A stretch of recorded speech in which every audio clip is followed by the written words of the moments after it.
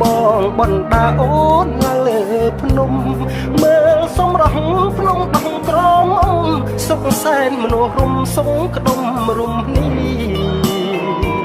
ធូបបីសរសៃបនសូមបារមីបីបាច់គំពីយើងសច្ចាប្រាថ្នាជួបគ្នាក្នុងនីតិខាំងរដូវហើយមុនដុលគិរីដែនដីធរណីទីកំណើតស្នេហ៍យករំភើយលំហើយលំហើយគួចងចិត្តស្នេហ៍ពុំប្រែព្រួលឡើយ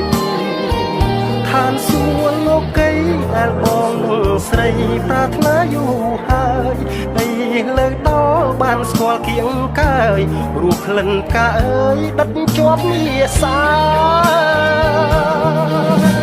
ស្រស់បវរដូចធម្មជាតិ